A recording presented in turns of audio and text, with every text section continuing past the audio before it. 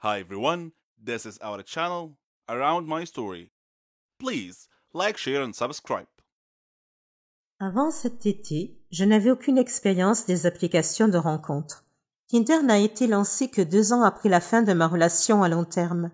Pendant les 7 années qui a duré notre relation, j'ai joué avec les applications de mes amis, mais je n'ai jamais adhéré.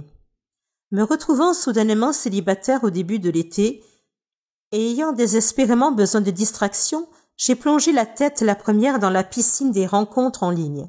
J'ai commencé avec Tinder parce que ma ville est trop petite pour autre chose et que mon cœur, froid et mort, voulait des rencontres occasionnelles. Rien de sérieux. C'est le but de Tinder. Tinder a répondu à la plupart de mes attentes.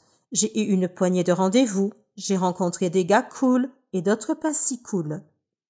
Et j'ai traîné avec quelques personnes vraiment intéressantes, comme un DJ radio qui gère une entreprise de mariage à côté.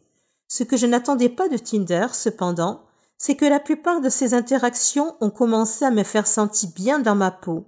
Je veux dire, vraiment bien dans ma peau. Comme toutes les femmes du monde, je n'ai jamais été satisfaite de mon corps. Je fais du 44, je suis étiquetée grande taille et j'ai porté des lunettes par intermittence toute ma vie. Lorsque je sors avec mes amis, je ne suis jamais la fille que l'on drague, avec qui on flirte. Depuis que j'ai atteint la puberté et que j'ai pris conscience de la différence entre ce qui est attirant et ce qui ne l'est pas, j'ai toujours pensé que je jouais le rôle de la grosse amie, qui se contente de rester assise et de sourire.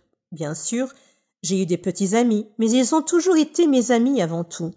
Alors quand ils me disaient « tu es magnifique », ce que j'entendais c'était « je t'ai trouvé magnifique seulement après avoir appris à te connaître ». Je n'ai pas tout de suite pensé que tu étais jolie.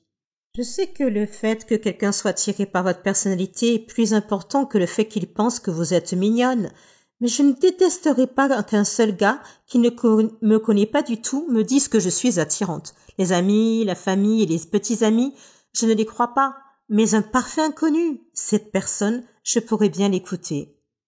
Cela nous ramène à Tinder.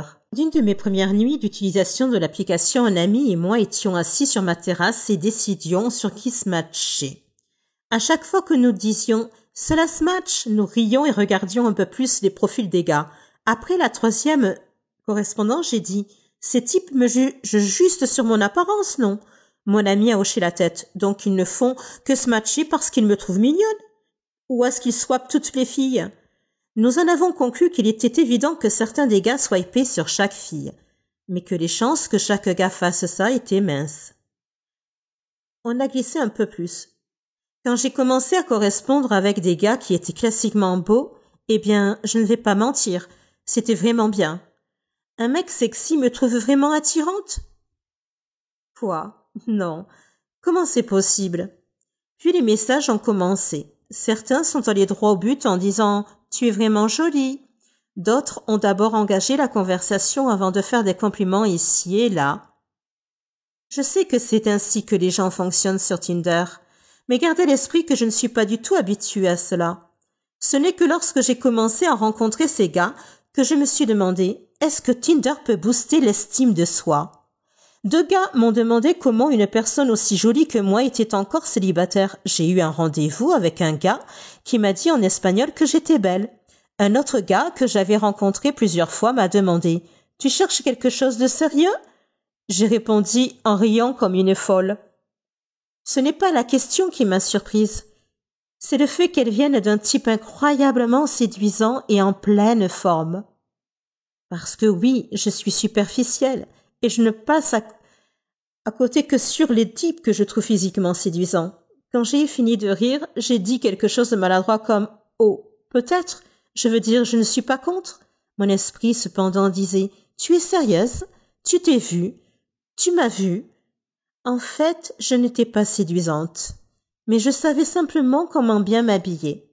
Je me suis retirée dans ma coquille malsaine.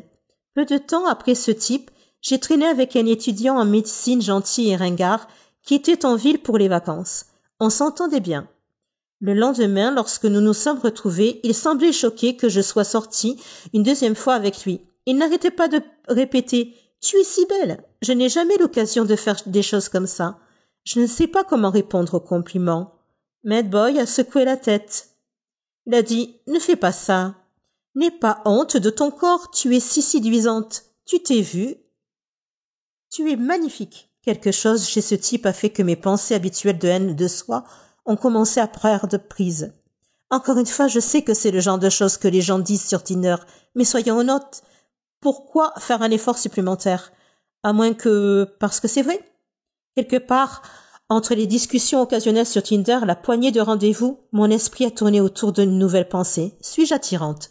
Je me suis regardée dans mon miroir en pied. J'ai essayé de voir ce que ces gars voyaient. Des gars qui ne me connaissaient pas du tout. Des gars qui ne sont pas influencés par ma personnalité. Et des gars qui n'ont aucune raison réelle de me complimenter. Parce que je ne recherche pas une relation de sitôt. Tout à coup, je commence à le voir. Là où je voyais des bosses disgracieuses et un ventre que je rentrais avant d'éteindre la lumière, je vois maintenant un corps sain, bien dessiné et, osons le dire, mince. Mes amis, ma famille et mes petits amis m'ont toujours dit que j'étais séduisante. Mais ce n'est que lorsque ces inconnus ont commencé à le répéter encore et encore que j'ai commencé à l'entendre. Alors, qu'est-ce qui booste l'estime de soi? Tinder ou les simples rencontres? Ou est-ce qu'ils fonctionnent l'un avec l'autre? Parce que sans Tinder, je ne sortirais probablement pas du tout. Sur le plan romantique, j'ai tendance à ne pas me mettre en avant. En général, je n'ose pas aborder un homme et essayer de flirter avec lui par peur d'être rejetée. Avec Tinder, cependant, le simple fait de correspondre avec quelqu'un semble atténuer la peur du rejet. Que vous ayez trouvé une personne parce qu'elle est vraiment intéressée ou parce qu'elle a dit oui à tout le monde? Le fait de voir le message, c'est une correspondance, atténue un peu la tension qui accompagne les rencontres.